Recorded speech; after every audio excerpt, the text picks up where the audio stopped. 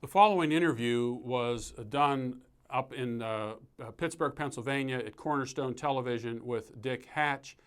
If you have not seen the previous two segments, you can look at the archive site for those. You're about to see the third part of the multi-part series.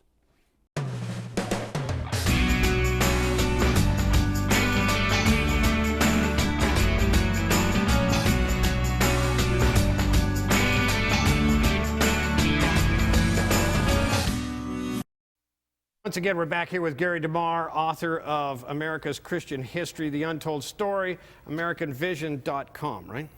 .org. .org.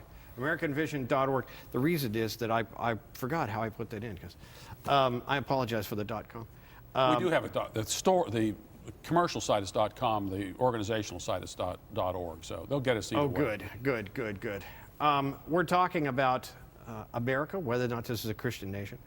We were in the midst of talking about a fine line that we were walking here with the federal government, because, you know, a lot of libertarians say, look, this is a federation of states. The state is the primary entity in America.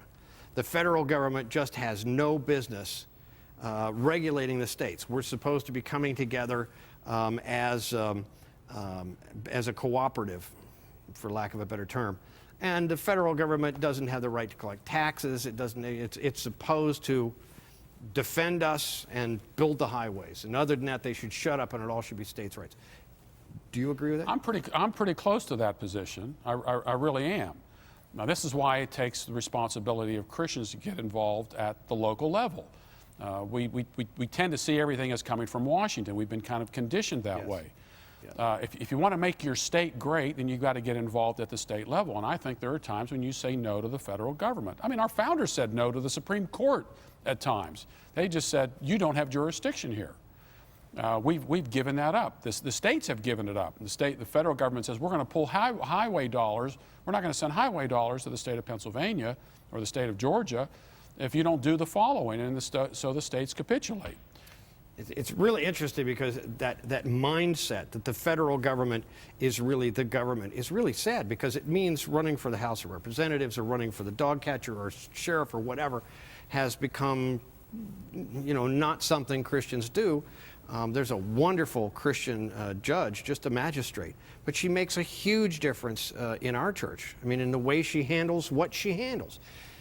We don't seem to have the idea that getting involved is good. And why? Why does the church look at this as being?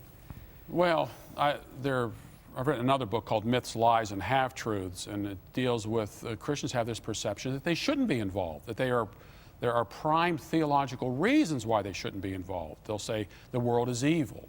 Jesus didn't get mixed up in politics. And I always say to people, well, Jesus didn't get married and have children either. Right. The Bible is it's got two books of the Bible called Kings. Romans 13, the civil magistrate is called a minister of God. The same word for the deacon in the church is used for the civil magistrate, the diakonos. Jesus says, render unto Caesar the things that are Caesar's, and render unto God the things that are God's, based upon this coin that he got. Well, whose image is stamped on Caesar? God's image is stamped on Caesar, so he's just as obligated to follow God in the civil rule as the minister in the church is obligated to follow God in the ecclesiastical rule. And I always tell people, be careful about that particular verse, because we don't live under Caesar. Our Caesar, if we have one, is the Constitution of the United States. And the First Amendment to the Constitution of the United States gives us the freedom to petition the government for a redress of grievances. That is, if we don't like what's going on in our government, we can change it. But Christians have taken themselves out of the ball game. They've written a new rule book based upon this fiction. Politics is dirty. We were talking in the green room. What isn't dirty? But face it. I mean, we've got the senator that just resigned, you know, who's being accused of, you know, homosexual. Yeah. You looked at me homosexually or something. These kinds of things. By the time you've ended up in the Senate, people have called you everything except a Christian man. Yes. I really have problems with that. I really do. I can't imagine me going for anything and having people talk about me so viciously as they do in politics. I think the rest of what you're talking about with people is just, frankly, cowardice. I don't have to do it because, you know, I've got good biblical reasons not to do it. Right. Frankly, I don't want them talking about me that way. Okay? That really hurts. I don't want to go out there. Politics is a contact sport. Those people are nasty to each other. But I think the reason for that is that the federal government has too much power. No one would be talking about these guys if so much weren't at stake. So if we decrease the power of the federal government, return it to the states, though you shouldn't even have to hear about those senators and congressmen very much. They're only there to protect. Remember, senators were appointed by the states. They weren't even voted for. Why?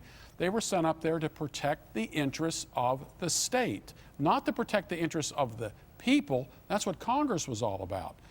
You didn't hear from these guys very much because their job was a simple job. They weren't even up there full time.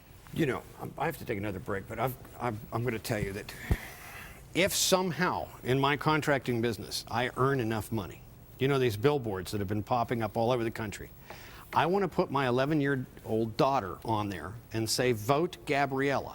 How much worse could she be? Okay? I'm sure she'll appreciate it. Well, she already knows. She loves it. But you know, it's amazing. But we're not bringing people of character into politics. I mean, we are just. All right, I have to quit. I could talk to him forever. Gary DeMar here, the American Vision. We'll be right back right after this. Stick around.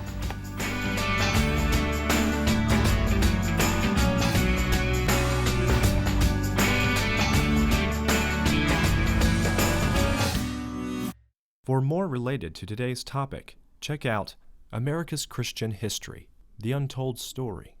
You will find it at AmericanVision.com.